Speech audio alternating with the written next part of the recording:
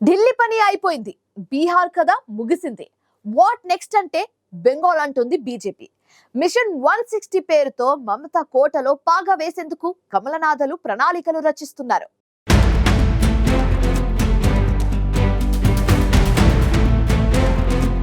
న్యూఢిల్లీ, బీహార్ వంటి రాష్ట్రాలలో వరుసగా అద్భుత విజయాలు సాధించిన భారతీయ జనతా పార్టీ దృష్టి ఇప్పుడు పశ్చిమ బెంగాల్పై కేంద్రీకృతమైంది. త్వరలో జరగనున్న బెంగాల్ అసెంబ్లీ ఎన్నికలను లక్ష్యంగా చేసుకుని మిషన్ బెంగాల్ పేరుతో ఓ సమగ్ర వ్యూహాన్ని రూపొందిస్తోంది.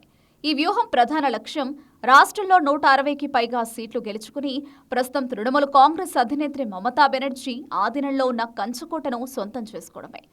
కమలనాథులు తమ సంస్థాగత నిర్మాణాన్ని మరింత బలోపేతం చేయడంపై, అలాగే టీఎంసీ పాలనలోని వారసత్వ రాజకీయాలు క్షీణిస్తున్న శాంతి భద్రతలను ప్రధానంగా ఎండగట్టడంపై దృష్టి సారిస్తున్నారు.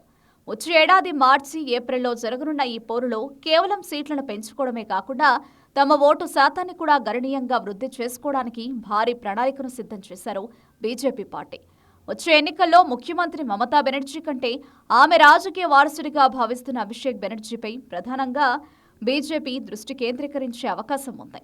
వారసత్వ రాజకీయాలను ప్రధాన అస్త్రంగా చేసుకుని అభిషేక్ పట్ల పూర్తి విధేయత చూపని కార్యకర్తలను తమ వైపు ఆకర్షించడం ద్వారా టీఎంసీ యొక్క ముఖ్య ఓటర్ల బేస్ను దెబ్బతీయాలని బీజేపీ భావిస్తోంది.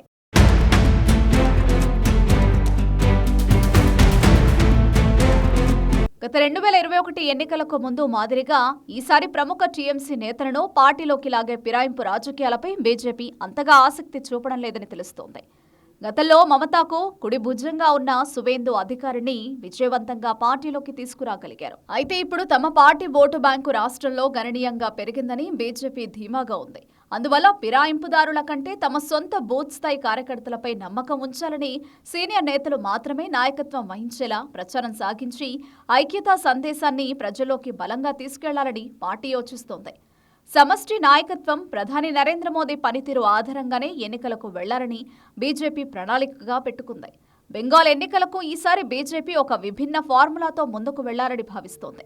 ఉత్తరాది రాష్ట్రాలలో ప్రభావం చూపిన కుల రాజకీయాలు బెంగాల్పై అంతగా ప్రభావం చూపవని అంచనా వేస్తూ ఆ కారణంగా ప్రాంతీయ, మతపరమైన సమీకరణాలను సమతుల్యం చేస్తూ ముందుకు వెళ్లాలని నిర్ణయించుకుంది.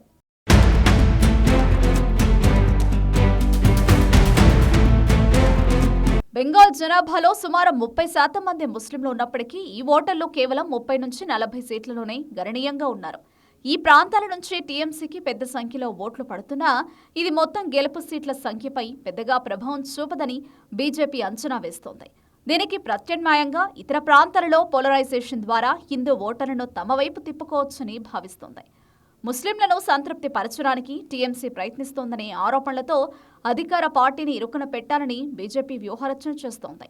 గత 4 ఎన్నికల్లో బీజేపీ 100కు పైగా సీట్లు సాధించుకుందని, కేవలం మరో 6% ఓట్లు అదనంగా గెలుచుకుంటే ఈసారి గెలుపు సులభమవుతుందని కమలనాథులు బలంగా విశ్వసిస్తున్నారు. ఇంతవరకు బీజేపీ బెస్ట్ బెంగాల్ షోగా 2019 లోక్సభ ఎన్నికలను చెప్పుకోవచ్చు.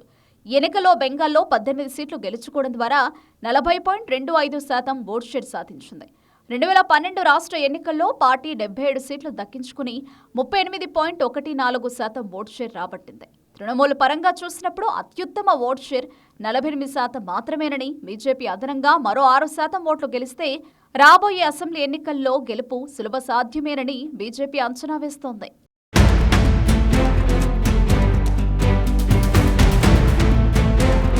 మిషన్ బెంగాల్ పేరుతో 160కి పైగా సీట్ల లక్ష్యాన్ని పెట్టుకున్న బీజేపీ ఈసారి మమతా బెనర్జీ కుటుంబ రాజకీయాలను, క్షీణిస్తున్న శాంతి భద్రతలను ప్రధాన అస్త్రంగా వాడుకోవాలని చూస్తుంది. మరీ ముఖ్యంగా ఫిరాయింపుదారుల కంటే సంస్థాగత బలంపైనే నమ్మకం ఉంచడం, సమిష్ట నాయకత్వాన్ని ప్రదర్శించడం, అలాగే హిందూ ఓటర్లను తమ వైపు తిప్పుకోవడానికి మతపరమైన సమీకరణాలను ఉపయోగించడం వంటి వ్యూహాలతో బీజేపీ ముందుకు వెళ్తుంది. ఈ కొత్త ఫార్ములా ఎంతవరకు ఫలితం ఇస్తుందో, బెంగాల్ కంచుకోటను బీజేపీ చేజిక్కించుకుంటుందో లేదో తెలియాలంటే ఎన్నికల వరకు వేచి చూడాల్సిందే.